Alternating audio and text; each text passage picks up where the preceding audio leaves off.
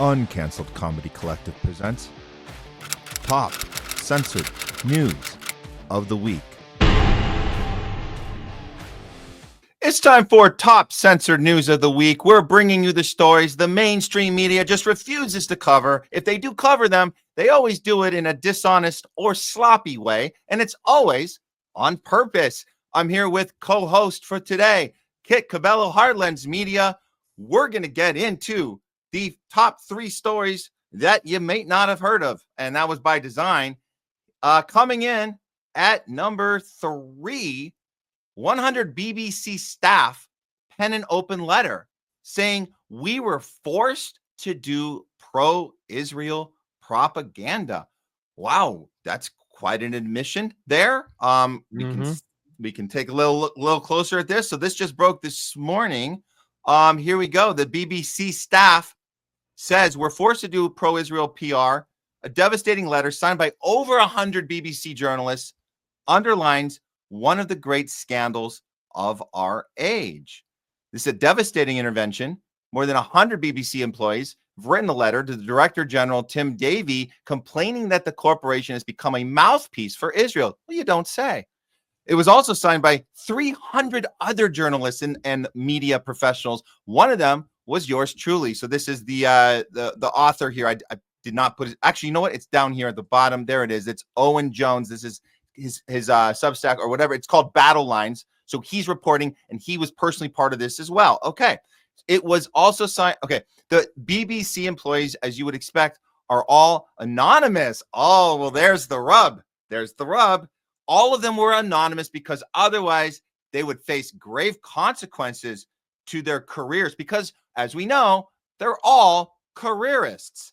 That's why they couldn't tell us who they were, but at least they did the letter. Let's look a little bit at some of the highlights of the letter. We're writing to express our concerns over opaque editorial decisions and censorship at the BBC on the reporting of Israel-Palestine. We believe the refusal to broadcast this documentary. So there's a documentary, Gaza Medics Under Fire, which BBC refused to air because of agenda-driven decisions. It demonstrates once again the BBC is not reporting without fear or favor when it comes to Israel. It goes on to note the decision not to broadcast the investigation was taken by BBC management despite the content being signed off in accordance with BBC guidelines and editorial policy.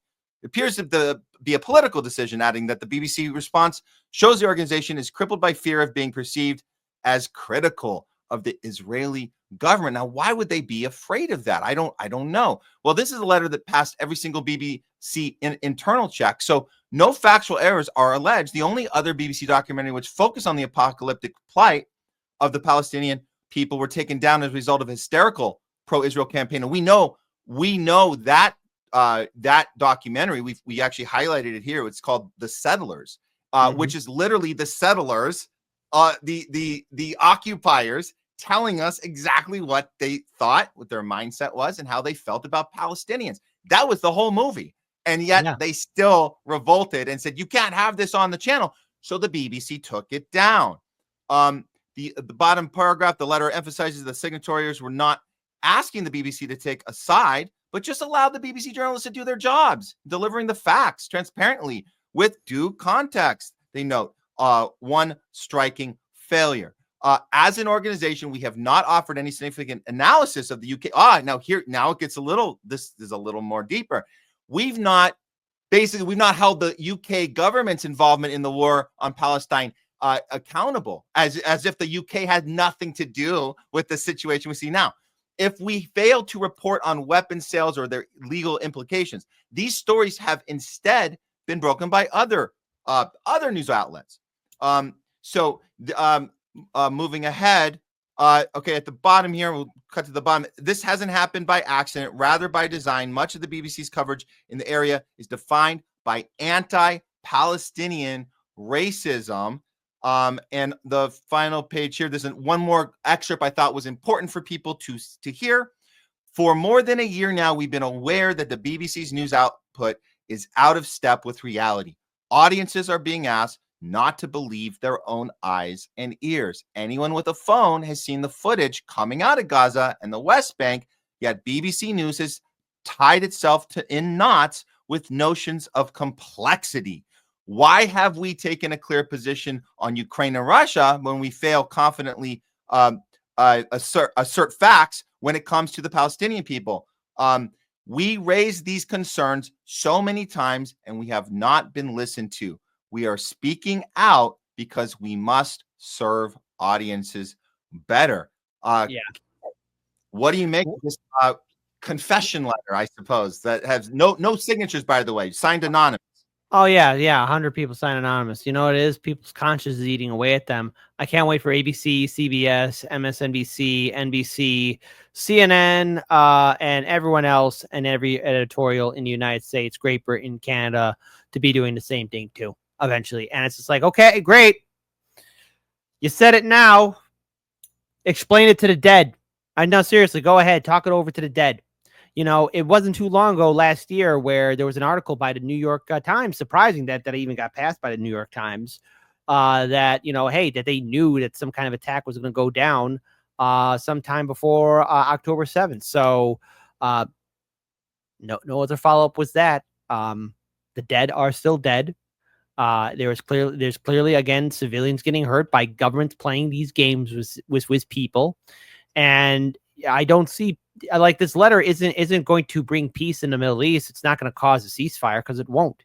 I think what this is just people's consciences getting the better of them. And they're like, wow, if we said something sooner, maybe. If something was done sooner, maybe. If we were more objective. And again, even if they were more objective, nothing was going to stop it. But then maybe people wouldn't be having the internal guilt for keeping quiet for the last 2 years. So this is, I don't know, what do they want, dude? Do they want everyone to say, okay, BBC, we forgive you? I mean, are people at CBS, ABC, NBC, CNN going to be expecting the same thing? Like, what do you want? Like, okay, we forgive you? No, like, the dead are still dead. The war is still happening. You have a social responsibility to be objective to all sides, to give the people the real news, and you didn't do it. And so now 100 people anonymously, because they don't want to lose their job. And I get it. You don't want to lose your job. You're doing this, but this is just a faceless, no signed letter. Yeah. You want to know who else is faceless? The dead. You know, I just was seeing on X another dead kid. I just saw on X a man crying because he can't feed his kids. I saw a mother over the body of her dead son. I'm seeing a father cry over his dead daughters. I'm seeing kids cry over their parents. I'm seeing one kid walking alone because his parents are all dead. His family's all dead. So, you know, I mean, great. Thank you for the apology letter. Maybe it'll help you sleep at night, but the faces of the dead will make sure you stay awake. Do you think the Nazis who confessed to what they did when the Allied forces were moving in on them, particularly the Russian forces, by the way, they don't tell you that, but do you think that they were getting some more sleep at night because they said they made us do it, wasn't our fault? They were following orders. Yeah, the Nuremberg defense never works. Okay, following orders is not the best defense. I actually think the best defense ever, all right, with the Nuremberg trial was, and again, I'm probably going to butcher it, but there was a point where the American prosecutors were confronting senior SS leaders of the German Third Reich. It's like, what made you do this? Where'd you learn this from? We learned how you guys handled the Native Americans. Oh, snap. We learned it from watching you, Dad. Yeah, we saw how you guys handled the Native American question.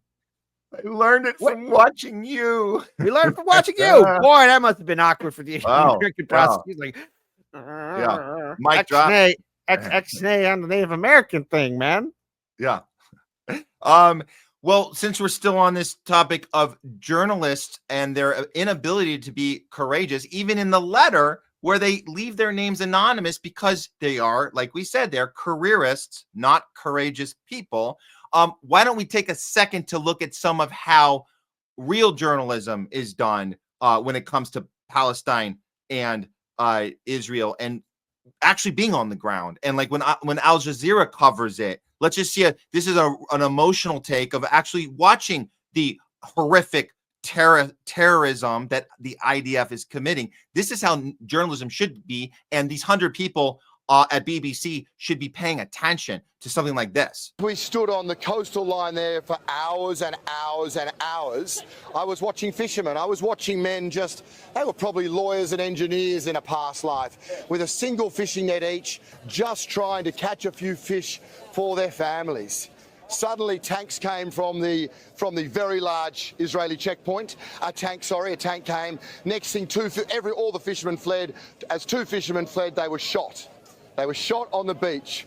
I was with other UN agencies, doctors and paramedics. They immediately rang authorities to get us permission to access these people in case there was a sign of life, to immediately get them medical care. That was denied. That help was denied. Finally, half an hour later, as those men lay there, those men who were no doubt someone's brother, father, son, as they lay there, the other fishermen, their family, their friends, took body bags that we had and went down the beach and brought them up. I saw them. One man had been shot in the back. Another man, who still had a fishing net round his foot, was shot in the neck. I know that because I saw that, only because we bore witness to that. These are not unique events on the Gaza Strip. So the reporter on the other side of the screen, which you don't see, is conducting a real interview with a rep on the ground and airing it on their network. That's how journalism is supposed to be. If you can't be on the ground, you get a conversation with someone on the ground who can articulate what they are seeing with their own eyes. That's how journalism works. That's how it does. That's how we do it. We do that however we can. We don't have the budget that Al Jazeera has. We certainly don't have the budget that BBC has. But now we know how journalism has been captured. And you think that's, let me give one more example, because this is what happens to journalists who, between their work, if you're in Gaza, you have to go get something to eat. You got to go to the local cafe, and get something to eat. Unfortunately, for a couple journalists who were happening to get something to eat, this happened. We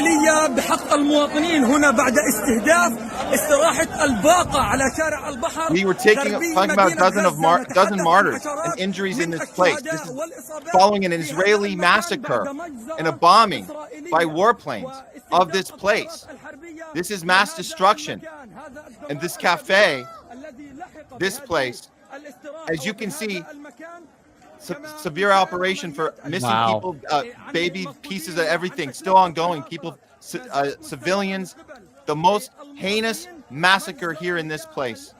This blood that was spilled is that of civilians who were present here. This cafe was completely destroyed. They were sitting by the seaside section, and this happened. So you guys can see the devastation there. And to be clear about the people affected by this massacre, the IDF murdered 24 to 36 innocent people at this cafe. Oh, but we mustn't criticize them because that would be anti-Semitic. We know that, how that goes. Here are some of the people directly affected. Oh, look, a Palestinian photojournalist, Ismail Abu Hadab, has just been killed in the Israeli airstrike at the Al-Baka Cafe in western Gaza. Another journalist, now she survived. She survived, but she was there between covering the actual genocide. She had to grab something to eat, and look what happened to her. Barely survived it.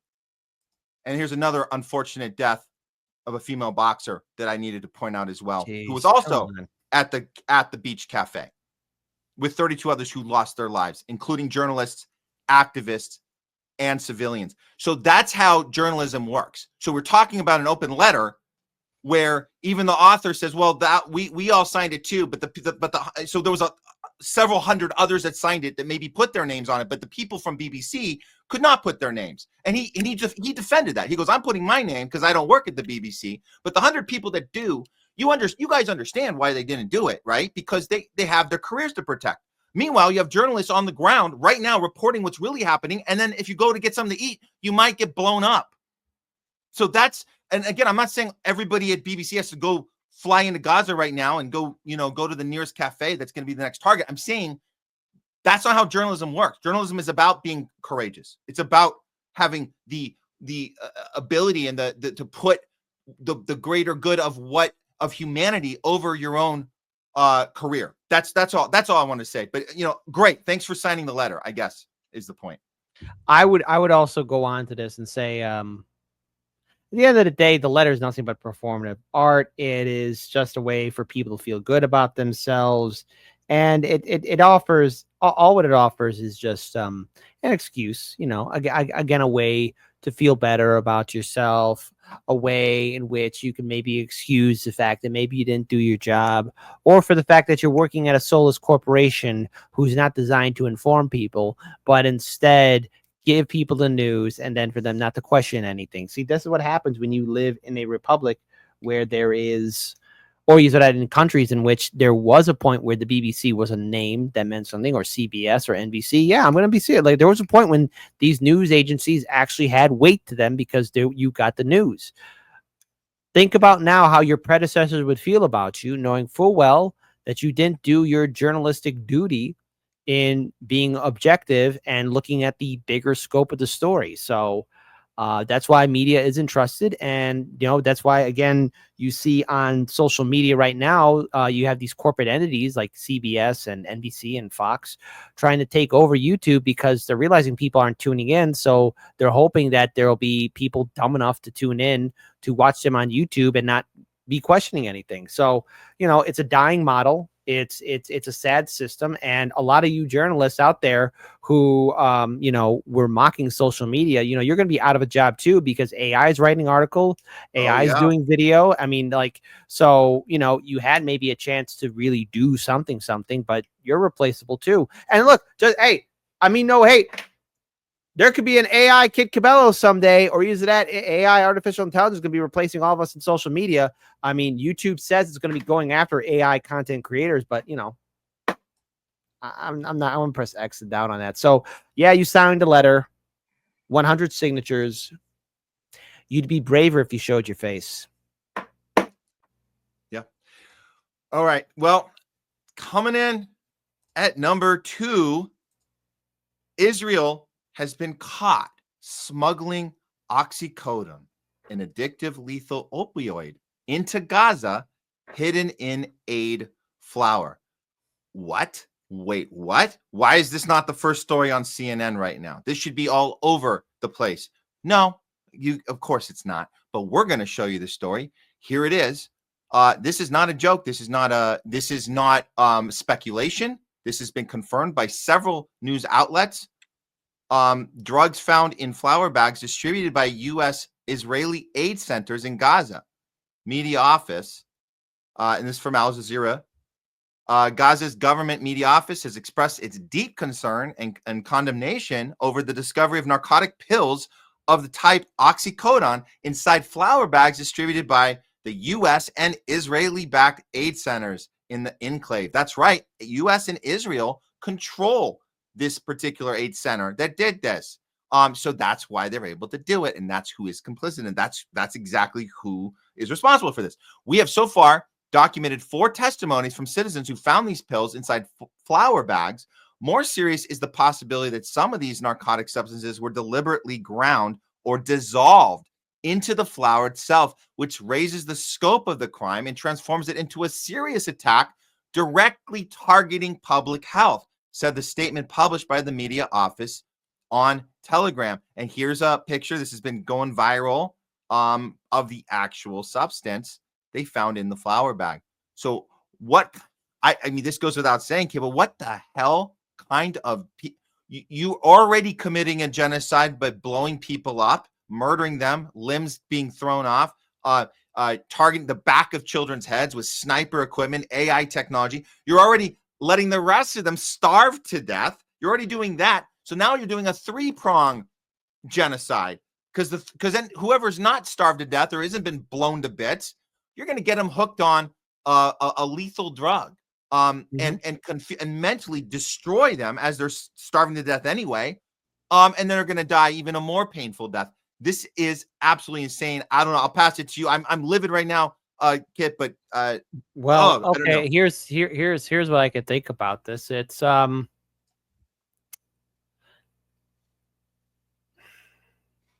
this is not the first time we have witnessed man's inhumanity to man. A disease or a drug or a poison being slipped in, people being exposed to something and thus in turn affecting them. And you would expect more of a international outrage, but no, there isn't one. And there won't be one because of how the media has covered up all these stories, how things are dismissed. But I will say this, imagine if that was you and you have to bring wheat or rice or grain because you have to make food. And then you find these dangerous substances, poison pills, powder, or razor blades, or anything of that nature in there. How is it that you can look at this and wonder, is this food safe? Is this on purpose? And it is the long, sad history of what we have done to each other. Generational, centuries of generational trauma to hurt another because they are the other, to hurt your brother because they are different than you. And the fact that this is there and that there is not much of a global outrage confirms to me something that my grandpa once said to me a long time ago. This might be the first time you're witnessing, Kit.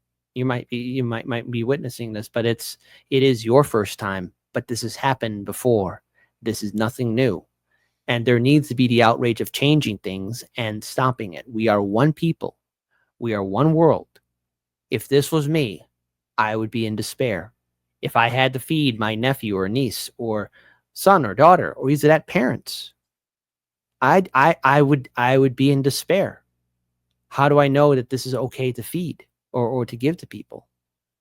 I think that the fact that this is now before the whole world to witness, are we being desensitized by this? The internet is a wonderful tool. We are seeing a real travesty and crime take place, but then there's the problem of, okay, on to the next video. And I wish there was, again, for No King's March, hey, can we talk about this? Can there be an outrage from this? Can we continue to do the protest tomorrow and the day after and the day after that? Or do we have to wait till Trump tweets out something that's going to trigger everybody again? I'll tell you what I'm triggered about. The signs that they are allowed to have at the No King's March. They're allowed to have, we demand, we are furious about kids in cages. I kid you not, that's on one of the flyers. That's our demand. The kids in cages, which Obama and Biden started. That's what you're furious about. You're not furious about the kids being murdered in Gaza. And your excuse for that is, well, that's so far away. Well, the reason that you're furious about kids in cages on your flyer is because you're trying to posture to the rest of the world that you care about brown people. You care about them when they're kind of in another country, but not overseas. Like, so you have a certain limitation of the things that you're going to be upset about.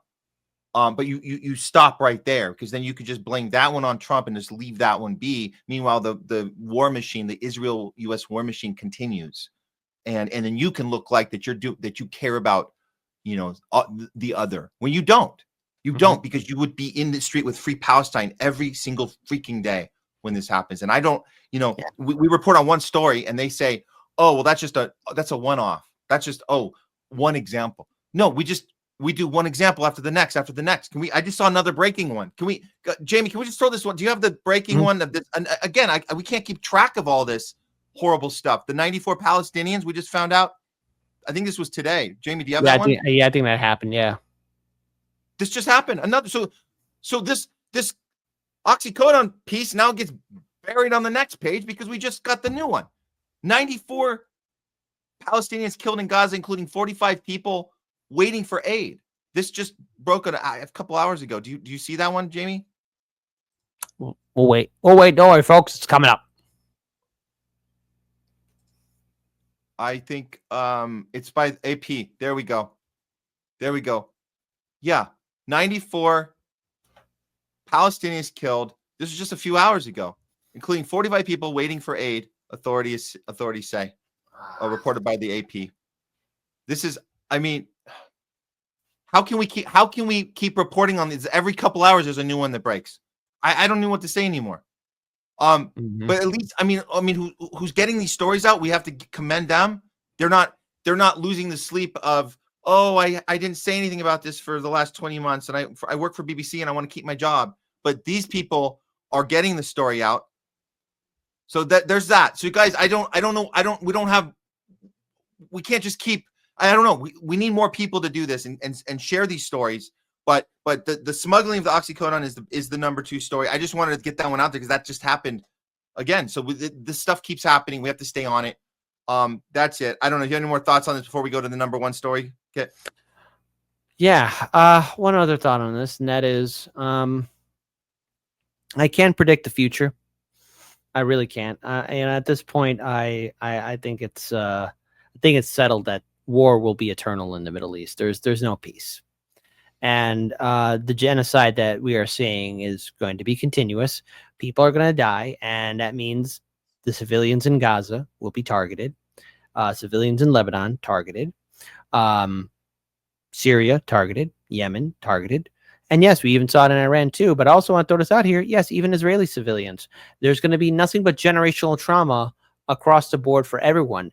And no one is going to truly remember overall why all this happened. Even decades later, it's just going to be, I hate him or her because of this or that. And it is going to be a full-on collapse. And I know that here in the United States, if we are able to fix ourselves before it's too late, there will be a point to where younger generations will look at us when we are old, when we are in our 80s and 90s, and wonder, why didn't you stop it when we could have stopped it? And the biggest curse of them all is and I remember growing up. I remember at my time as a kid being bombarded with the propaganda and the movies and the TV shows and the comic books and the video games of, if there was a crisis like this, like a Hitler or a genocide happening, the good guys will unite.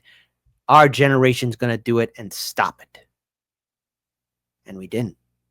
Yeah. That's the biggest curse of it all. Yeah. Why didn't you stop it? Top censored news. We got the number 1 story for you guys, and we had to do this one. We had to do this one today because today is, day before our country's anniversary. Yay! Celebrating our birthday, our big birthday, 249, the big one. We're still, the 249 is the new 30. So while we're about ready to celebrate, we just needed to show you guys that there have been possible events being planned, false flag events we've been talking about on the show. I'm just going to throw this up, and we'll just look at a couple, and we'll let it be. We'll just let it be. We're not, there's not a fear mongering show. We just want you guys to know that we've done a little work on this, and this is the number 1 story, that there are possible multiple July 4th false flag events planned. There is a Nipah virus bioterrorism to be blamed on China. That's one of them. We'll look at that. There's also Israeli sleeper cells to set off and to blame on Iran. So do we have hardcore proof on any of these? No. So let me just qualify. This is just us saying these are out there. They're circulating. And just so you know, we hope nothing happens. We actually hope nothing happens tomorrow, and everybody has a great, safe 4th of July. But with that said, we just want to educate you guys a little bit on some of the stuff out there, because it's good to have information. Information is good. Information is not violent. Information is not scary. It doesn't hurt you to know stuff. Just know that it's there. So we're going to start with, let's start with the Israel one first.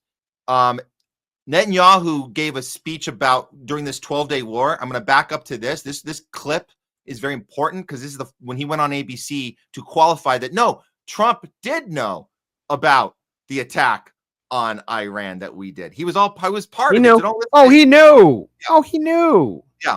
Well, he probably didn't know, but the point is that Netanyahu is saying, never mind his tweet, that was part of the plan, was that he was supposed to outfake you guys so we could do the thing, and he's really cool and high five. That's yes. The thing. But people may have missed this little clip from his speech. Listen to what he says about America being dead. Listen. Tomorrow it's New York. I understand America first. I don't understand America dead. There's a weird, odd thing about if you don't get on board. I know you guys are about, so he's talking to MAGAs. He's saying, let's hear it one more time because it's really quick. But he's talking to MAGAs, telling them, I know you guys are all about America first, but if you don't get on board with Israel first, then America, you're going to be America dead. Let's hear it one more time. Tomorrow it's New York. I understand America first. I don't understand America dead. So he said it's Tel Aviv. First it's Tel Aviv. Then today it's Tel Aviv. Tomorrow it's New York. I understand America first. I don't understand America dead. Okay, take it for a grain of salt. But what you guys have to know, in the Israeli doctrine itself, there's actually in the doctrine, it's called the Samson option. If you guys haven't heard of it, this is where in their own doctrine, their own words, and this was discovered years back by great journalist Seymour Hersh, Pulitzer Prize winning journalist Seymour Hersh, discovered the Samson option and explains it. Here's a little quick reminder on that if you guys don't know or if you're hearing about it for the first time. Here it is. Never heard of the Samson option, but it's not a secret. It's on Wikipedia, in Israeli media, and it was first exposed by Jewish American journalist Seymour Hersh, the same Pulitzer Prize winner who uncovered Abu Ghraib. The Samson option is Israel's last resort nuclear doctrine. If the state faces collapse, it won't just strike its enemies. It plans to strike major world capitals, not just Tehran or Damascus, but Washington, D.C., New York, Paris, Berlin, even cities in the countries that fund it. Recently leaked Israeli documents list these exact targets, confirming what Hersh warned about decades ago. This isn't a defense policy. It's global blackmail. A doomsday doctrine where the entire world becomes collateral if Israel falls. Iran has never threatened to nuke its allies, but Israel has, and still might. So ask yourself, if any other country had a doctrine like this, would we call it a democracy or a threat to civilization? So these are great questions to ask. So what is the significance of July 4th? Well, maybe nothing. However, this came up, and again, this there's no details in this story, but it was reported in Iran just last week. So we're just trying to connect the dots on these two stories. But in Tehran, the Tehran Times reported a week ago that Israel did actually plan a false flag operation on U.S. soil. It could have been scheduled for this week. We don't know, but the information was obtained by the Tehran Times. It shows that Israel was plotting to carry out an explosion on U.S. soil and subsequently blame Iran, with the apparent aim of instigating a full-scale war between the U.S. and Iran. The plan involved orchestrating a destructive event within the U.S. and fabricating evidence to implicate Iran, thereby manipulating American public opinion. And we know how that works. Noam Chomsky tells us how that works. It's manufacturing consent, prompting military action.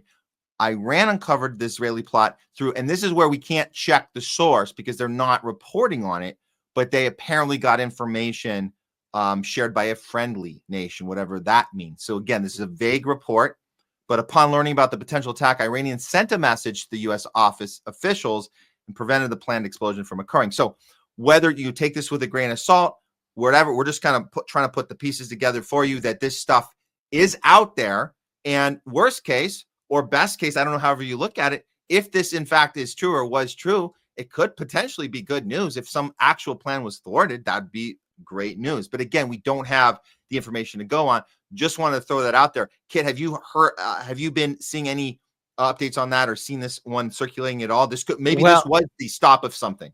Well, hold on. There was, and I want to pull this up here. I think I could put it in the private chat. Okay. There was a talk of, oh, and by the way, 1 hour ago, Speaker Mike Johnson did sign the big, beautiful bill. But let me go ahead and pull up something that I did mention on today's morning show. And I think I'll be able to find it. Oh, yes. Here we go. Here we go. This is from Hotspot. U.S. Department of State. Tammy Bruce says government is ready for potential 4th of July terror attack from Iran. Nowhere else, but hang on. Let me paste it. There you go. 3, 2, 1. It is now in the private chat. You can see it. I talked about it. 38 seconds long. Let's go ahead and play it for the people. Okay. Oh, I got to add it. There we go.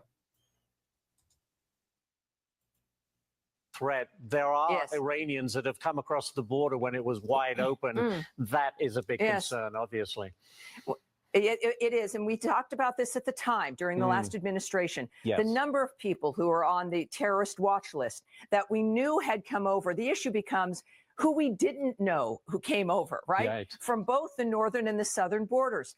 This is obviously, now we've got a DOJ, we've got an attorney general, we've got a president who understands the importance of safety in this country. And that is now built up. We know just President Trump's presence has sealed that border. But it is about from city to city, town to town, knowing that we recognize the importance of safety in the streets, but you're going to get certainly alerts like this. We are ready for it, but Americans need to have that in mind as we move forward. Thank you so much. Iranians that have There it is. There you go. Wow. There you go. So they're there you go. Setting the table. I love how they know exactly where it's coming from. They're ready to put the blame immediately. If you guys don't know, when we look back at 9/11, we saw this, and I can't believe it took us this long to check this, but somebody did a deep dive on the timeline of when we pinned the attacks of 9/11 on bin Laden. You guys aren't going to believe it. From the moment the second plane hit the second tower, 42 seconds. I kid you not. 42 seconds later, they were ready to tell us who did it. Bin Laden. And there you go. So this case, they did better than the 42 seconds because they're telling us in advance who it's going to be. There it is. There it is. Yeah. I would go on here to say, I hope that everything goes well on the 4th of July. I don't know. I was thinking about leaving the state, going somewhere, celebrating with some people, but you know what? I don't know. Maybe not. Maybe yes. I don't know. Seeing that there's always going to be some kind of attack or threat of one, I would say to everyone, please be self-aware of your surroundings. And seeing that there's going to be a lot of No Kings March protests. We did talk about this, the last No Kings March, where there were people protesting on Trump's birthday for his military parade. And thankfully, nothing did happen, save for the fact, the tragedy that 2 state representatives were shot by some deranged shooter. Things didn't go bad. And yes, that was during the early stages of the Iran-U.S.-Israel standoff. But don't be surprised if something does intensify or something does go wrong in a very horrific way in which we find ourselves dragged in another war. Everyone should be aware. Everyone should be safe.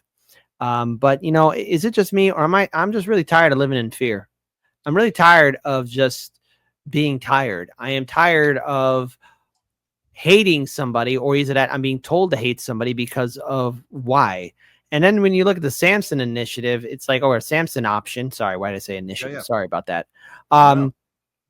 It just, okay, you go down, you're taking everybody down with them. I mean, okay. Well, how can that backfire? Because, just an important side note, China and Russia do have automatic systems in which if they do get nuked, there is that of, okay, we got nuked.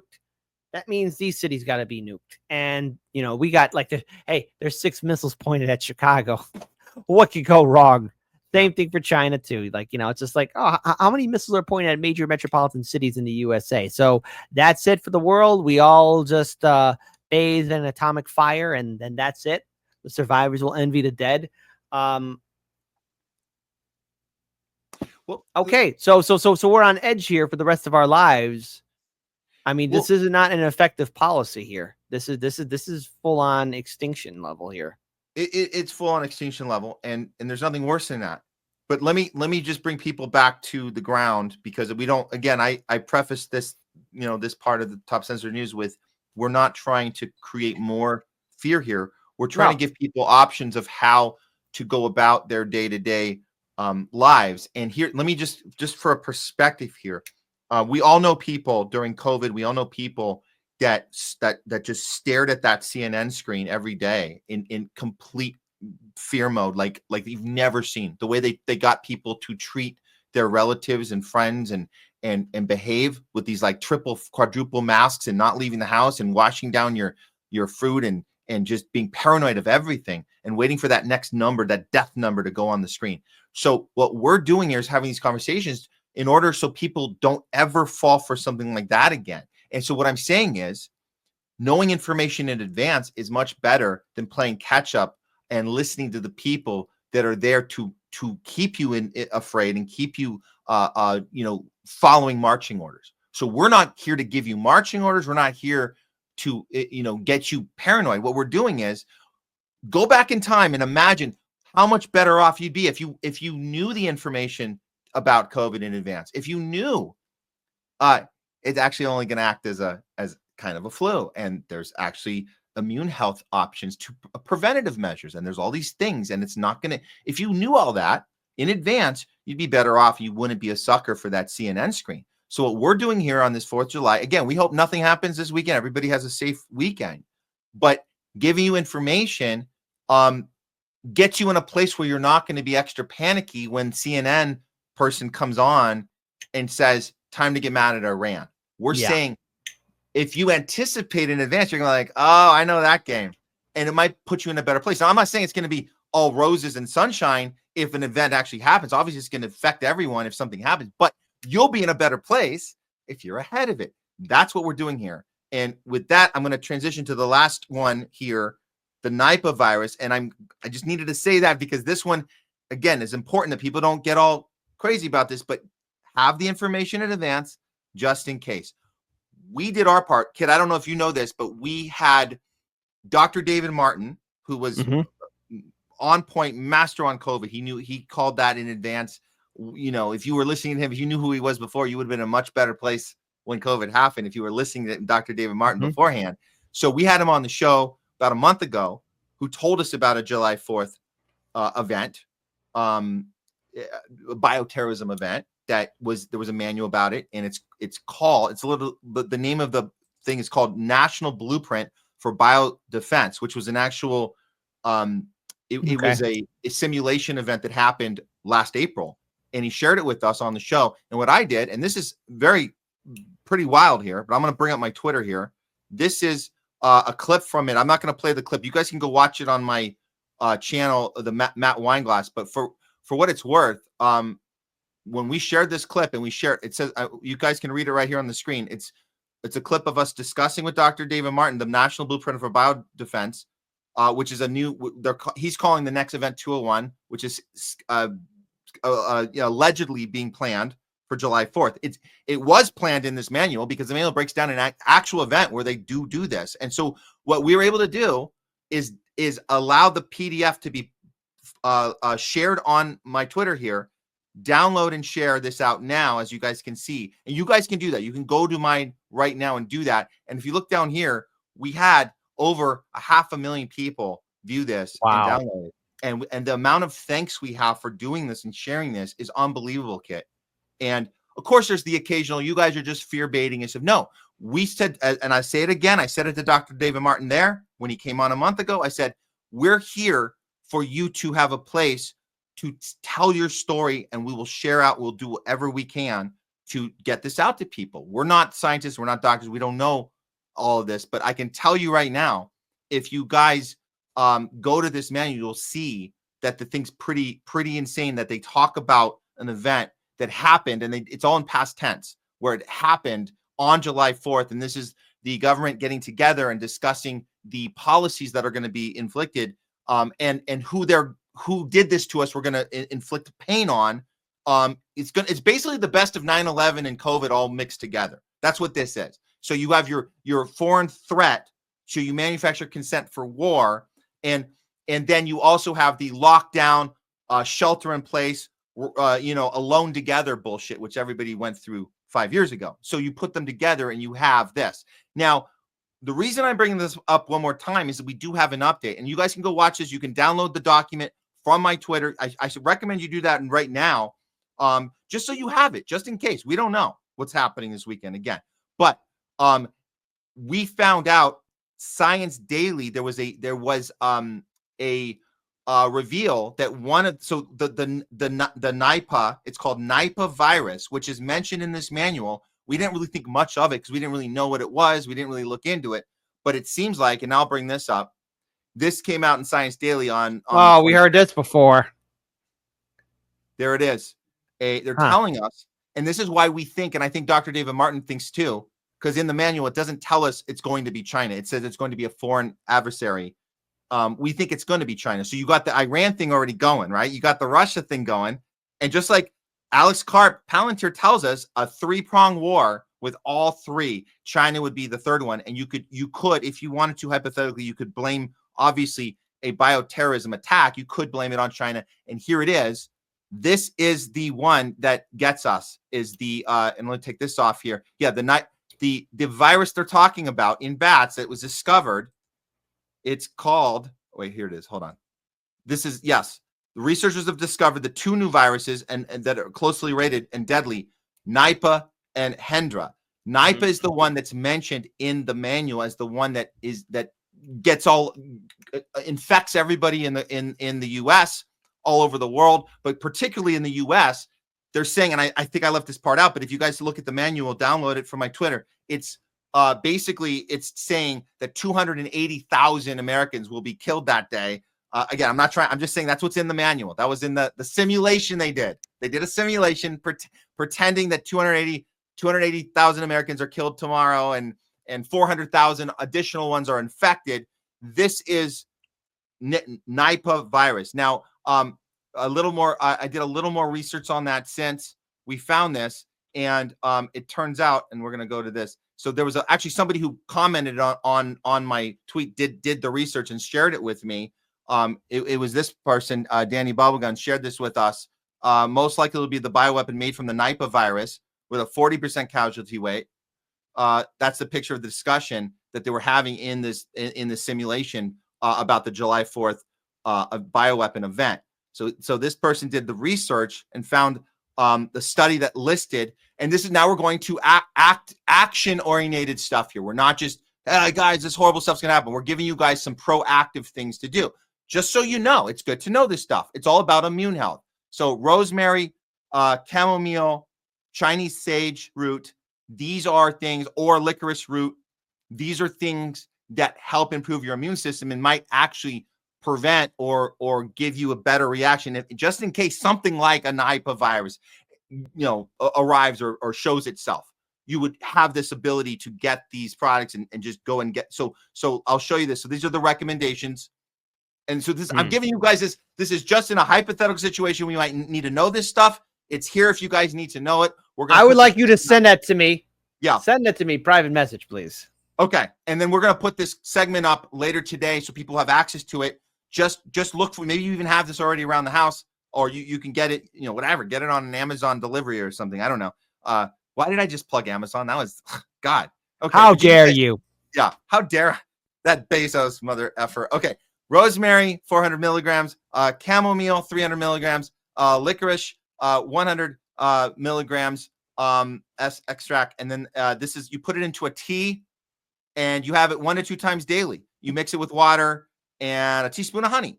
Well, that sounds easy. What could go wrong with that? What could possibly go wrong? No, what could possibly go wrong? I think in this case, you might as well have this around that. Might as well have around the house.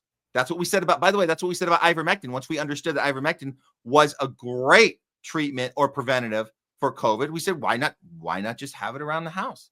There's no reason not to. This is, again, you never know, but just have it. And then this is the basic breakdown of the elements of rosemary. Shows you the action of what it does, and the role it plays, and it's all about strengthening your immune system. So it's all here. You guys can read this through. This is the next one we talked about, chamomile, and there's your action of what it prevents the virus from entering the cells. The role is it's blocking the infection, so it's a preventative, it seems. And then you have this. You either can do Chinese sage or licorice, depending. It doesn't, either one, or both. It doesn't matter. But there's your action. It looks like this is all about immune strength building, and looks like synergy as well at the bottom of this roll as well. And then there's your last one. Again, you can substitute licorice if you don't have the Chinese sage. This is the action. This is the roll. So yeah, anti-inflammatory. That's great, anti-inflammatory, because that's what it seems that the Nipah virus presents with inflammatory issues, which then I guess lead to whatever they're saying this is, and this whatever. This is just good to know. This is why we're putting this out.